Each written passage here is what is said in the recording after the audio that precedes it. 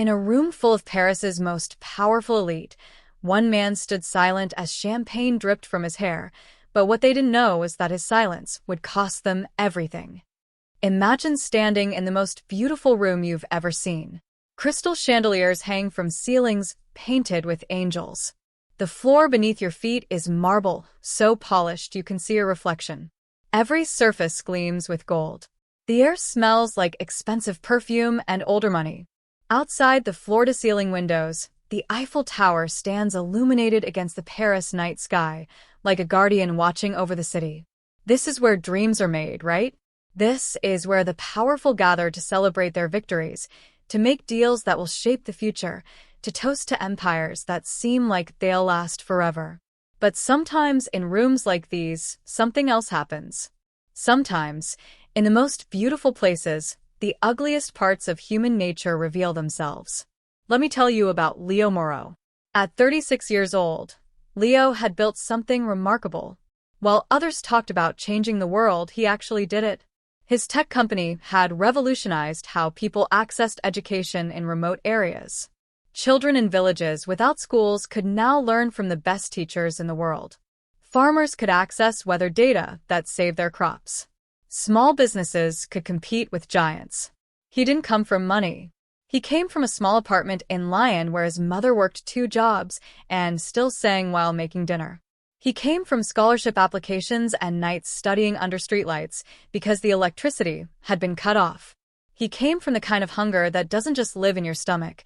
It lives in your soul, pushing you forward, whispering that you have to make something of yourself, not just for you, but for everyone who believed in you when you had nothing. And he had made it.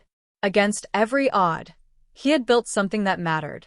Tonight, he stood in this golden ballroom because the Valois family had extended their hand to him. A partnership, they called it. A collaboration between old money and new innovation. The Valois Empire, luxury goods, real estate, media holdings, had existed for over a century. Their name was stitched into the fabric of French society. To be chosen by them meant legitimacy. It meant you had truly arrived. Leo had believed in that handshake. He had believed in their smiles. He was about to learn the most expensive lesson of his life.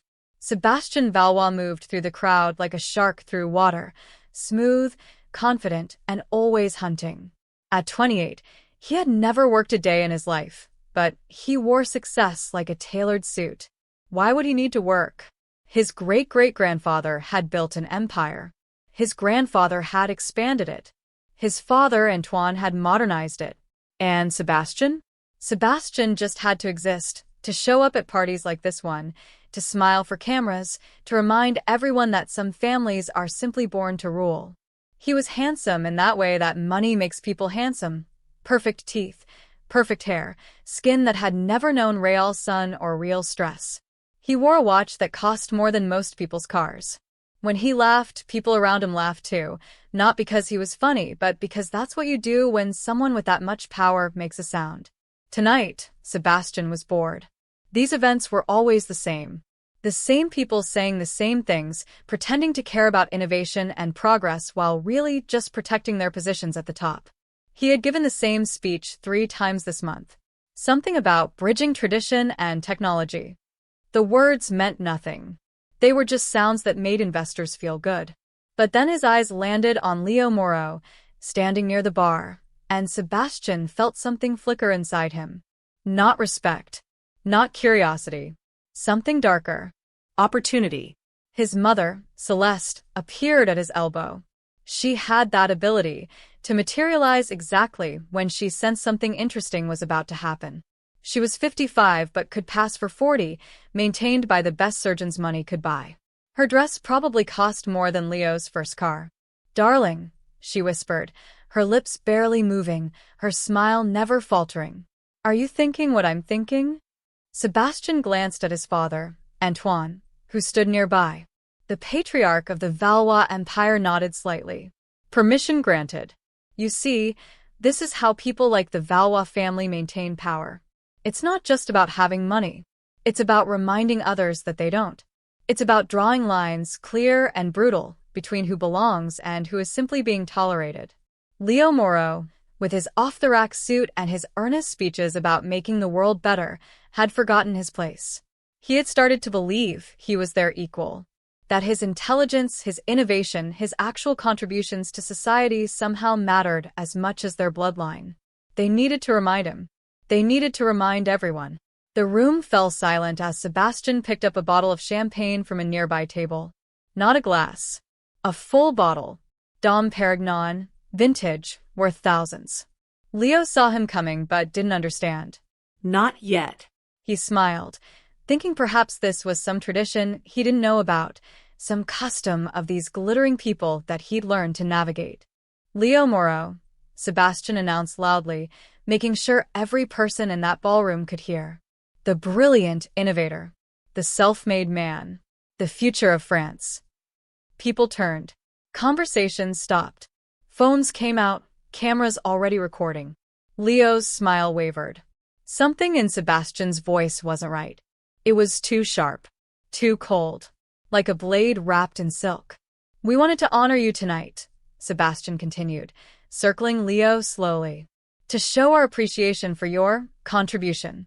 And then, with the casualness of someone discarding trash, Sebastian lifted the bottle and poured the champagne directly over Leo's head. The golden liquid splashed over his hair, his face, his suit. It ran down his collar, soaked his shirt, pooled in his shoes.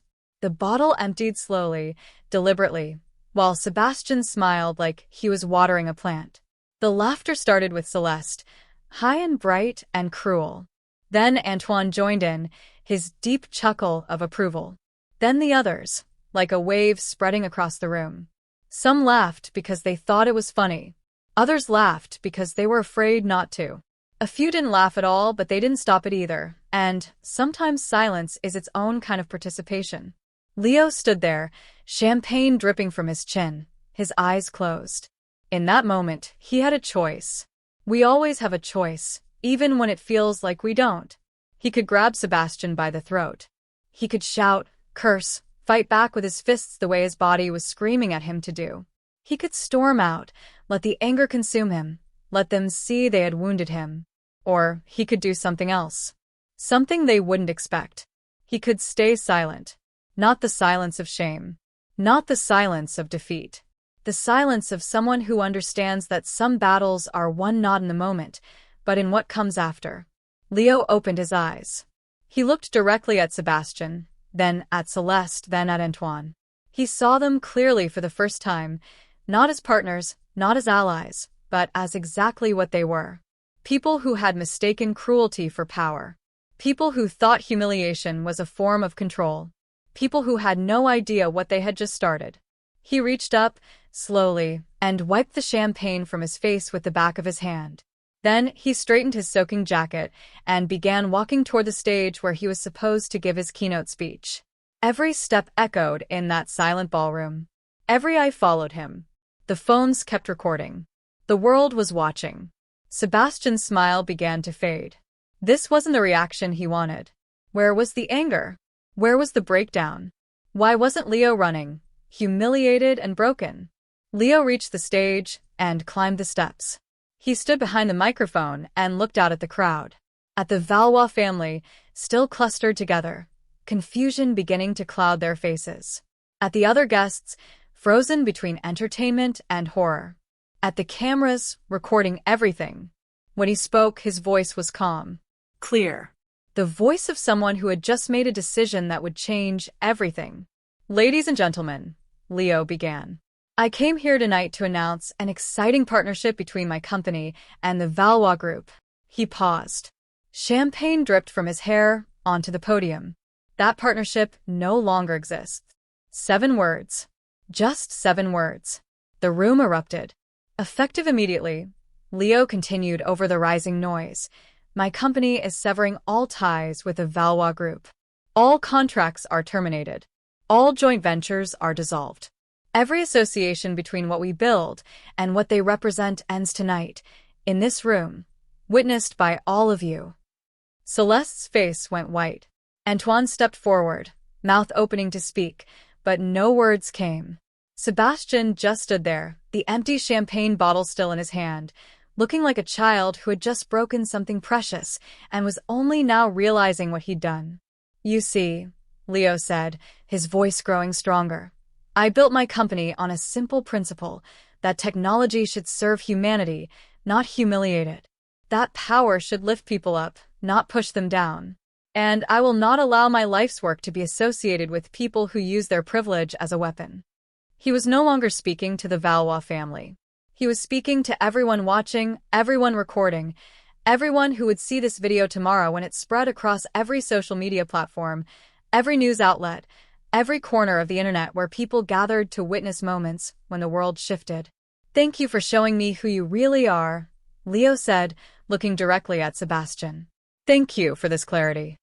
Then he walked off the stage, out of the ballroom, into the Paris night, leaving behind a room full of people who were already reaching for their phones, already typing, already sharing, already making this moment immortal. Behind him, the Valois family stood frozen in the wreckage of their own making. They had wanted to humiliate him, to put him in his place, to remind him that they were royalty and he was nothing. Instead, they had just declared war. And in war, the first strike isn't always the one that matters most. It's the counterstrike. The response. The moment when the person you thought was defeated stands up and shows you what real power looks like. Leo walked to his car, his soaked clothes sticking to his skin, champagne still dripping from his hair. He sat in the driver's seat for a long moment, hands on the steering wheel, breathing slowly. His phone was already exploding with notifications. The video was everywhere. Millions of views in minutes. The hashtags were trending. Hashtag ChampagneGate. Hashtag Valois Scandal. Hashtag Leo Morrow. He turned off his phone and drove home through the empty Paris streets, past the glittering lights and the sleeping city, knowing that tomorrow, everything would be different. What he didn't know, what he couldn't know yet, was that this was just the beginning. The Valois family had built their empire over a century. They had connections in every level of government, every major corporation, every media outlet that mattered. They had lawyers and fixers and people whose entire job was to make problems disappear. And Leo Morrow had just become their biggest problem. In the days ahead, they would come for him with everything they had. They would try to destroy not just his company, but his reputation, his livelihood, his future. They would freeze his assets, spread lies about him, manufacture scandals, turn his moment of dignity into something twisted and false. They would do what powerful families have always done when challenged. They would try to erase him. But there was something they didn't know. Something they couldn't see because they had spent so long looking down at people that they had forgotten to notice who was watching them. In a small apartment across Paris, an elderly woman sat in front of her television, watching the video of Leo Morrow standing silent as champagne poured over his head. Tears ran down her weathered face. Her name was Elise Bernard, and for 30 years, she had cleaned the Valois family's homes. She had scrubbed their toilets, washed their sheets, prepared their meals, and listened to their conversations. She had been invisible to them, just another servant, another piece of furniture that moved and cleaned and disappeared when not needed. But Elise had spent those 30 years doing something else, too. She had been documenting everything.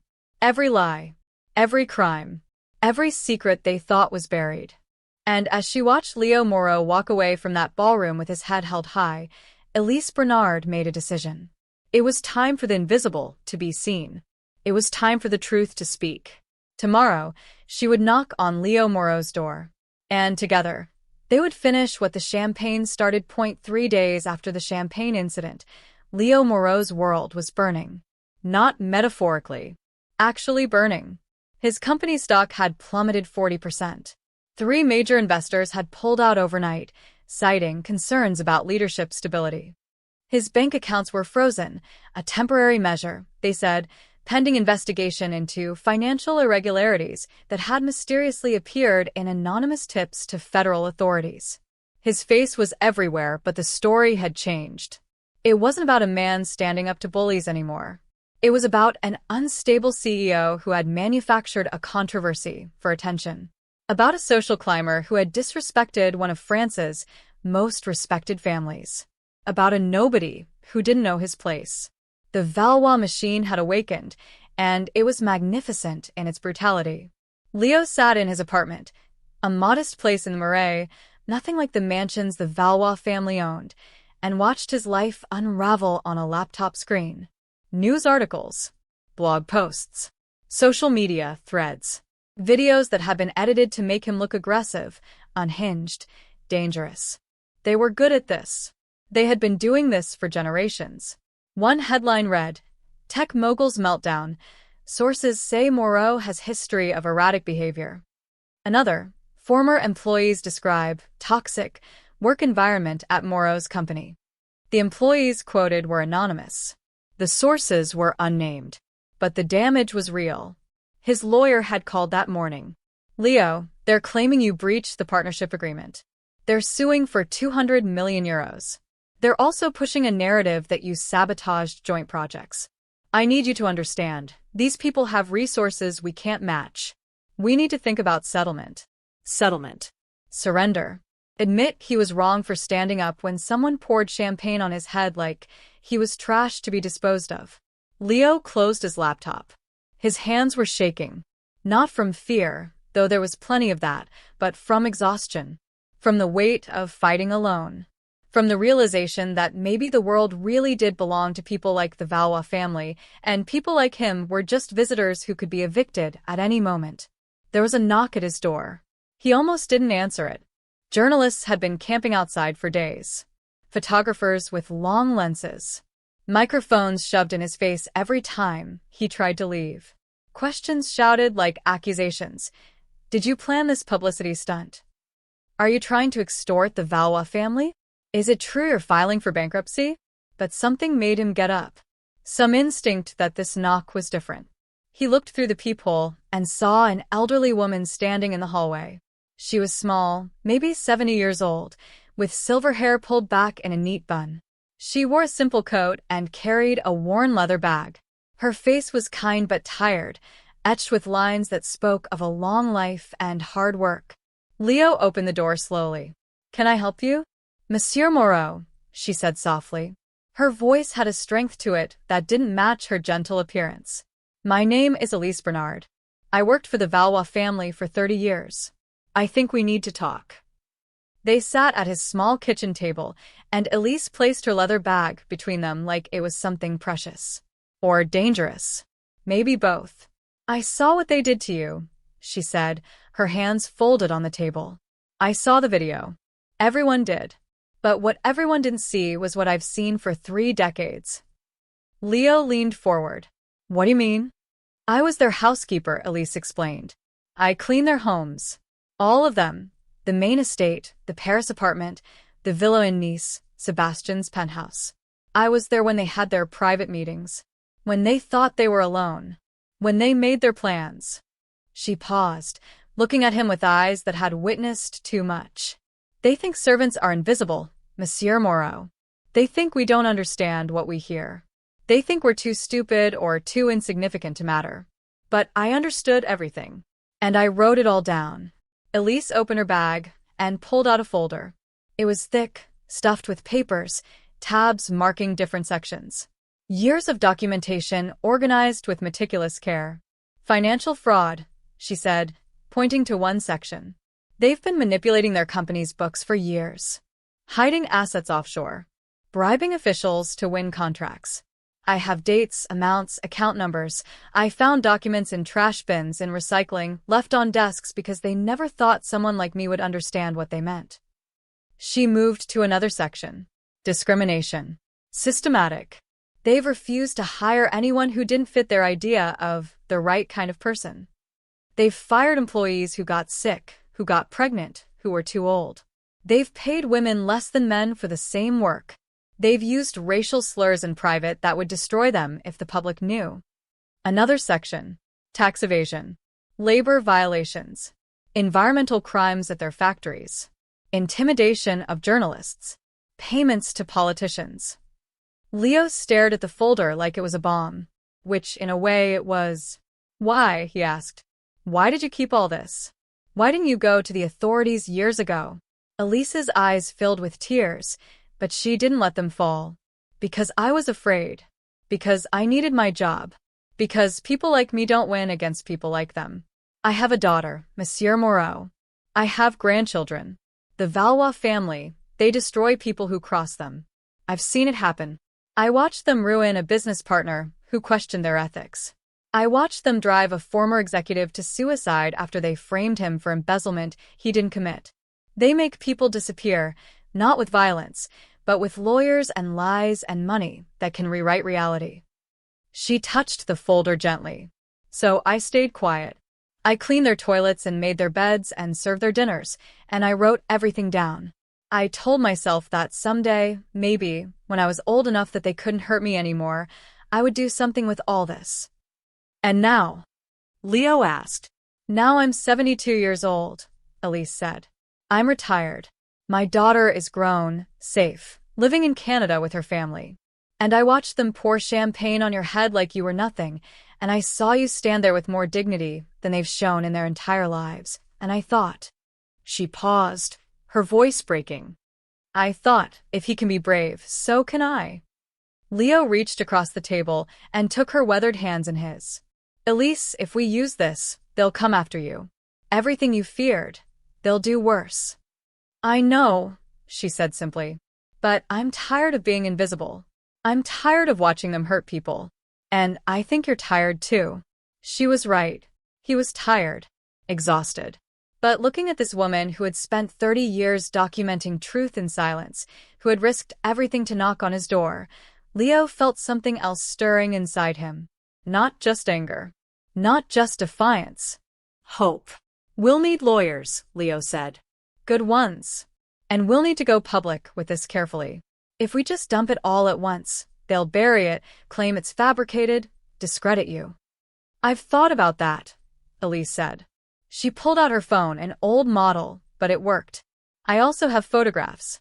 Audio recordings from times when they didn't know I was nearby. Videos on security cameras I had access to. It's not just papers, Monsieur Morrow. It's evidence. Real evidence. Leo felt his heart racing. This changed everything. With this, they weren't just defending themselves. They were going on the offensive. But first, they had to survive what was coming. The Valois counterattack intensified over the next week like a storm growing into a hurricane. New allegations appeared daily. A woman came forward claiming Leo had harassed her at a tech conference. The woman was later revealed to be an actress paid by a PR firm with Valois connections, but the damage was done. Videos surfaced showing Leo in heated arguments with employees. The videos were edited, taken out of context, manipulated, but they spread anyway. His company's headquarters was raided by financial investigators. His personal emails were leaked to the press, twisted to make innocent conversations sound sinister. Former business associates distanced themselves. Friends stopped calling. The world was choosing sides, and most of the world was choosing the Valois family. Because that's what power does. It bends reality. It makes lies look like truth, and truth look like lies. Leo's darkest moment came on a Tuesday evening. He sat alone in his apartment, looking at his company's obituary in the financial press. Stock price, nearly worthless. Investors gone. Employees, jumping ship to avoid the sinking vessel. The technology he'd built to help people, the dream he'd spent his entire adult life creating, was being dismantled piece by people who saw it as nothing more than collateral damage in their war against his dignity. He thought about giving up, about settling, about signing whatever papers they wanted, admitting fault, disappearing into obscurity. His phone rang. It was Elise. "Turn on the news," she said. Her voice was steady. Channel 7. He turned on his television and saw himself. Not the humiliation video. Not the edited clips. The full, unedited footage from the ballroom, shot from multiple angles. Someone had leaked it, or maybe Elise had made sure it got to the right journalist. The footage showed clearly Sebastian approaching with malice, the deliberate cruelty, the family laughing, Leo's remarkable restraint. The news anchor was speaking. New footage has emerged that contradicts the Valois family's narrative of the incident. Legal experts are now questioning the validity of their lawsuit against Morrow, and several witnesses have come forward too. His phone rang again. His lawyer, breathless with excitement. Leo, I don't know what happened, but the tide is turning. That video is everywhere. People are asking questions. The Valois family stock is dropping. We might actually have a chance here. Another call. A journalist from Le Monde. Monsieur Morrow, I've received some interesting documents about the Valois family's business practices. Would you like to comment? The plan was working. Elise's evidence was being released carefully, strategically, through trusted journalists who knew how to investigate and verify. Not all at once. That would be overwhelming, easy to dismiss. But piece by piece, day by day, building an undeniable pattern. Leo called Elise back. What did you do? What I should have done 30 years ago, she said. I spoke the truth. And the truth, Monsieur Morrow, is louder than their lies. It just takes longer to be heard. The federal investigation into the Valois Group was announced 3 weeks later. It started with financial irregularities, then expanded to labor violations, then tax evasion, then a dozen other charges, each one supported by documentation that was impossible to refute. Elise's 30 years of evidence, combined with testimony from other former employees who finally felt brave enough to speak, had created an avalanche. The media, smelling blood, turned on the Valois family with the same enthusiasm they'd turned on Leo. Headlines changed. Dynasty of deceit. Inside the Valois family's decades of fraud. The servants who saw everything. How one woman's courage exposed an empire. From champagne to chains. The fall of France's most powerful family. Antoine Valois resigned from his company's board. Celeste was photographed leaving their estate with suitcases, fleeing to their home in Switzerland. Sebastian, the golden heir who had poured champagne over Leo's head, was arrested at Charles de Gaulle Airport trying to board a private jet to Dubai. The images of him in handcuffs were everywhere. The same phones that had recorded Leo's humiliation now recorded Sebastian's. The same social media that had spread lies about Leo now spread truth about the Valois family. Leo didn't celebrate. He felt no joy in watching them fall. Only a profound sadness that it had come to this. That they had built so much on such rotten foundations. That they had hurt so many people for so long. But he also felt something else. Relief. The weight lifting. The truth finally being recognized. 6 months later, Leo stood on a stage again. Not in a glittering Parisian ballroom, but in a converted warehouse in a working-class neighborhood. The space was simple, functional, filled with computers and desks and young people who had been given opportunities they'd never thought possible. This was the Elise Bernard Institute for Justice. Named after a woman who had spent 30 years being invisible, it was dedicated to helping those who couldn't fight back against powerful people and institutions. It offered free legal services, investigative support, job training for people trying to escape exploitative situations. It was funded by Leo's rebuilt company and by donations from people around the world who had watched his story unfold and wanted to be part of the change. Elise stood beside him on the stage, no longer invisible. She had become a voice for the voiceless, speaking at conferences, training investigators, teaching people that documentation and patience could defeat even the most powerful enemies. I spent 30 years cleaning other people's messes, Elise said to the crowd that had gathered for the Institute's opening. Now I spend my time cleaning up the messes they left behind. The lies. The corruption. The systems built to protect the powerful and crush everyone else. She smiled. And I'm not invisible anymore. None of us are. The crowd applauded. Leo looked out at them, activists and journalists and former employees of corrupt companies, people who had suffered and survived, people who had decided that silence was no longer an option. He thought back to that night in the ballroom. The champagne dripping from his hair. The choice he'd made to stay silent in that moment, so he could speak louder later. It had cost him everything for a while. But it had also given him something more valuable than any partnership or profit. Purpose. Clarity. A understanding that real power doesn't come from humiliating others. It comes from lifting them up. The Valois Empire was gone. The family's name, once synonymous with luxury and prestige, was now synonymous with corruption and cruelty. Their companies had been sold off, their assets liquidated to pay fines and restitution to their victims. Antoine was facing trial. Celeste had fled the country, living in exile. Sebastian was serving time in a federal prison, the golden heir reduced to a cautionary tale. They had tried to erase Leo Morrow. Instead, they had erased themselves. But this story isn't really about them. It's not even really about Leo, though he's the one who stood on that stage and severed the partnership that started everything. This story is about Elise Bernard, about a woman who spent 30 years watching injustice and documenting it in silence, knowing that someday, somehow, the truth would matter. About someone the powerful considered too insignificant to notice becoming the very instrument of their downfall. It's about how the people we ignore, the people we dismiss, the people we think don't matter, they're watching. They're remembering. They're gathering evidence of who we really are when we think no one important is paying attention. And it's about how courage is contagious. How one person standing up gives permission to another. How Leo's moment of dignity in that ballroom gave Elise the courage to knock on his door. How their partnership gave others the courage to come forward. How the ripples spread outward, touching lives they would never know about. That evening, after the ceremony, Leo and Elise sat in a small cafe near the Institute. The champagne incident had happened almost exactly 1 year ago.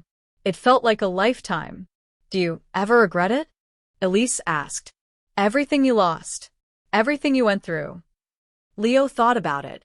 His old company was gone, restructured, and rebuilt into something different. Some of his wealth was gone. Some relationships had ended. The naive belief that hard work and good intentions were enough to protect you, that was gone too. But he also thought about what he'd gained. Purpose that went deeper than profit. Relationships built on shared values rather than shared interests. The knowledge that he had stood up when it mattered, that he had chosen dignity over rage, that he had helped create something that would outlast him. No, he said finally. I don't regret it. Do you? Elise smiled. I regret waiting so long. But I don't regret doing it. They sat in comfortable silence, two people who had been invisible to the powerful, one dismissed as a social climber, the other as mere help, and who had together brought down a dynasty. The Eiffel Tower was visible through the cafe window, illuminated against the darkening sky, standing watch over a city that was always changing, always fighting, always being rebuilt by people who refused to accept that power and privilege should go unchallenged. What's next? Leo asked. Elise pulled out her phone, a new one now, much better than the old model.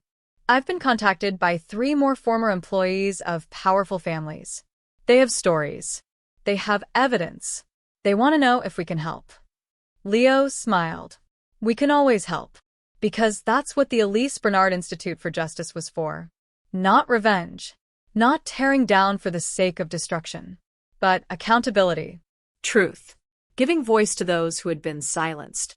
Giving power to those who had been powerless. The champagne incident had been a beginning, not an ending. A spark that lit a fire that was still spreading, illuminating dark corners, warming those who had been left in the cold, burning away the rot that had been allowed to fester for too long. And it had started with the simplest, most difficult choice, to stand silent in the face of humiliation, not because of weakness, but because sometimes silence is how you gather your strength for the battles ahead. Sometimes the most powerful thing you can do is not react in the moment, but remember. Document. Prepare. Wait for your moment. And when that moment comes, when someone knocks on your door with 30 years of truth in a leather bag, when the cameras turn back on, when the world is finally ready to listen, you speak. You speak clearly. You speak truthfully. You speak for everyone who couldn't speak for themselves. And you change everything.